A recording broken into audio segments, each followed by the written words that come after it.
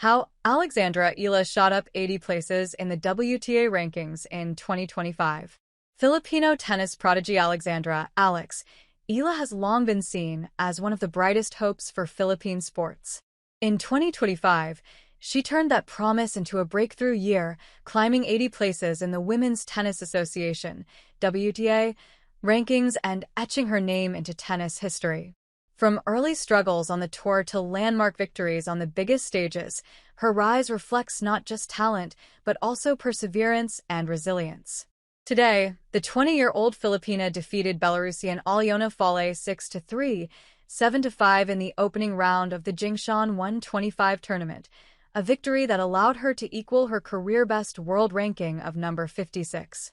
For a player who began the year outside the top 130, the achievement is another milestone in what has become a breakthrough season for Philippine tennis.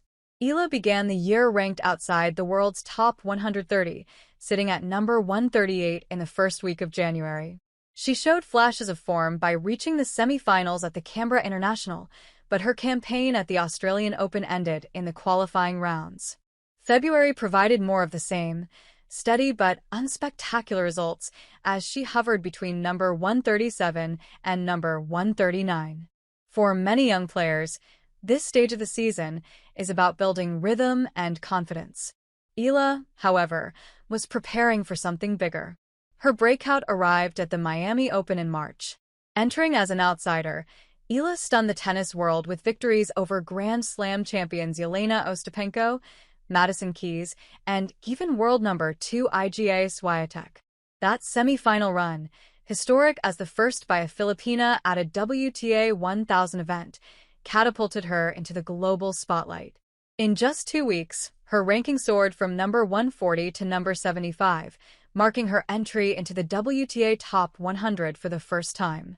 It was a defining moment, both for Eala and for the Philippines, where tennis rarely commands center stage. The European clay swing brought valuable experience, if not deep tournament runs. Eala reached the round of 64 in Madrid before bowing out to Swiatek, then suffered early exits at the Italian Open and French Open.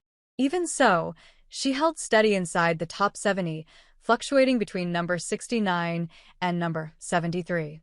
Importantly, Roland Garros gave her a main draw debut in Paris, a step toward establishing herself at every Grand Slam. The grass season proved pivotal.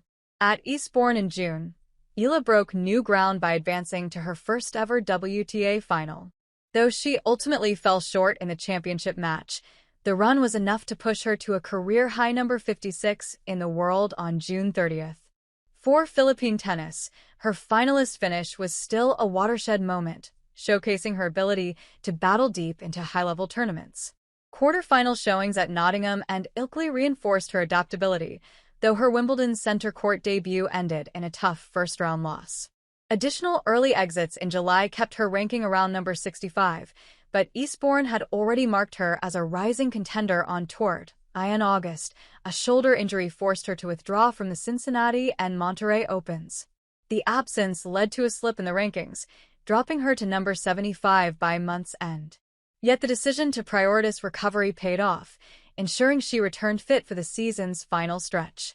September was a month of breakthroughs. At the U.S. Open, Eala scored her first Grand Slam main draw victory, a landmark achievement that underscored her ability to perform under pressure.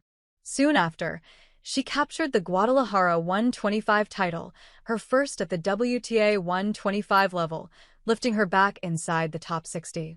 By September 22nd, she was ranked number 58, completing an astonishing 9-month rise of 80 places since January. The win at Jingshan ensures that momentum continues, propelling her back to number 56 and matching her career-best ranking.